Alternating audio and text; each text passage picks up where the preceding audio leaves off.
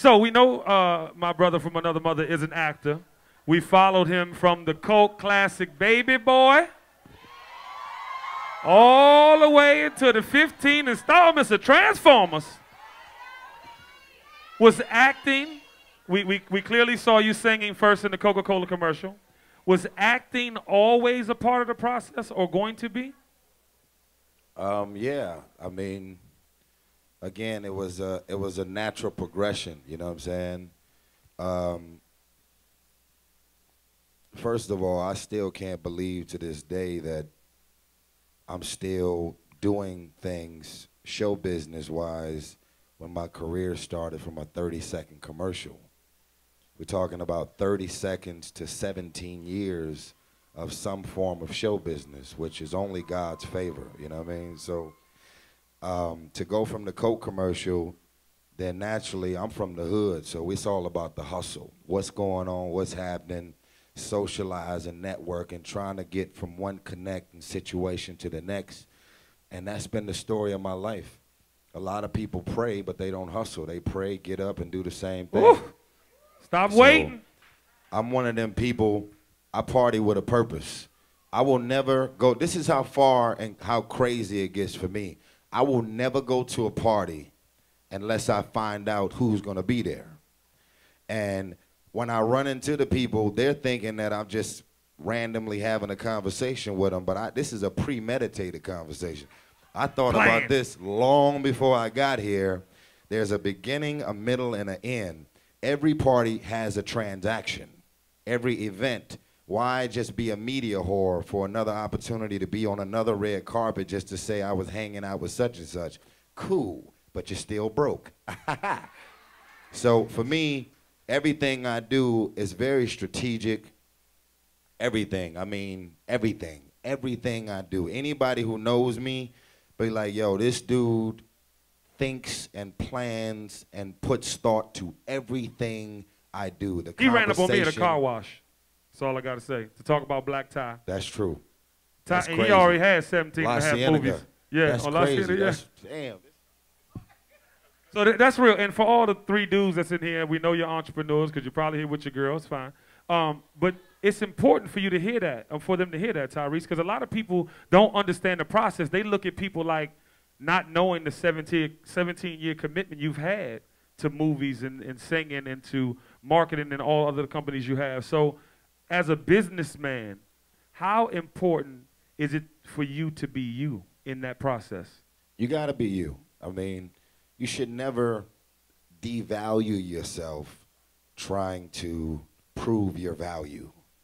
Don't ever devalue yourself. Don't ever, there's a lot of people that don't know who they are, so they feel like I got to go off, smoke what they're smoking, drink what they're drinking, do whatever they're doing in order to make them feel like I'm a part of what they got going. I'm the soberest person you'll ever meet. I don't drink. I don't smoke. You'll never catch me high. I don't give a what's going on. It'll never happen. And what's crazy is on the level of playing field that I play on with the folks that I roll with, the private planes, the 5-star, 7-star, all across the board, it's they make drugs look way cooler than the way other folks make drugs look. I mean, we talking about smoking and drinking and doing whatever on private planes. It's like you getting high while you're high. It's a whole you double dipping. It's a whole nother thing. And so for me to keep my faith and my integrity intact in the midst of all of this stuff that I could easily allow me to go left has been a testament to my strength and how I'm not willing to prostitute myself to get to the next level. All right, that deserves a round of applause. And you were talking about cutting people off when it's time, and we all have that problem as human beings. And, you know, I think in the last 5 years or 4 or 5 years of your life, you've really been cutting off the weight that was unnecessary. Tell people how important that is to be successful. All right, well, I'm gonna give y'all just a few examples because I don't want to talk about it too long, but it's very simple. If you don't like your own friends, why are they still there? Everywhere you go, you talk about your own friends. You Girl. know they spreading your business. You know that you've leaned over and let them in on your deep, darkest secrets, and then some other random person walk up, hey, man, I heard you. Well, how the do you know that? Right? And it becomes that thing. So when somebody shows you who you are, who they are, you got to believe it. And sometimes it's a blessing to get somebody to show you who they are early on in the relationship because you're able to cut them off early. Now, the reason why most of us end up holding on to dead weight is because a lot of us are lonely and don't want to admit it. We're lonely. We don't ever want to not go a whole week or two without text messages and phone calls and all of these random things and people hitting you up because it makes you feel important, like somebody's checking for you. It's validation. They be texting me. Everybody always calling me, telling me everything is cracking.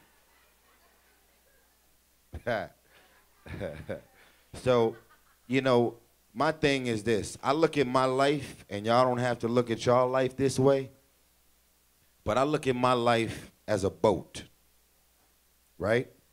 And God has destined my boat to get from here to where it's destined to be.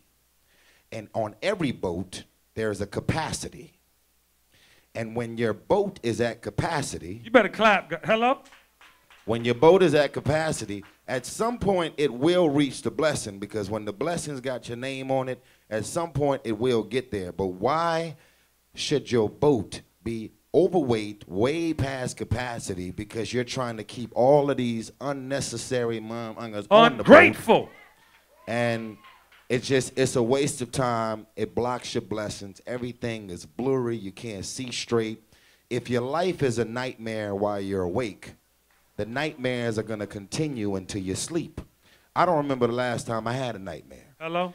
And it has nothing to do with money. It has nothing to do with the fact that I'm sleeping in this type of bed or I drive this type of car. Because they claim more money, more problems. I ain't got no problems. I've gotten rid of all things and people and situations that don't belong. So I sleep good at night because you're the problem and you've now been removed.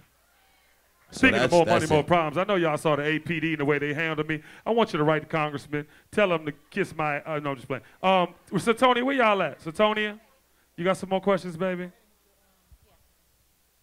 You want to do your sponsorship? Yes. First? Big shout to Grey Goose, the world's best taste vodka. Grey We have a Goose.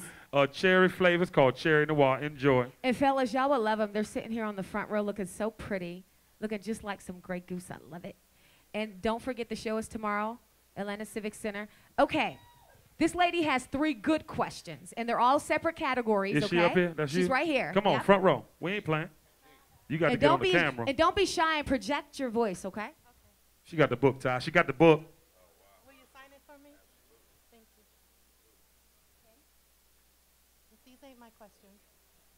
These are, oh. No, but I know what Yeah, they she are. know I what they what are. my Come on. questions Yeah, are. showtime.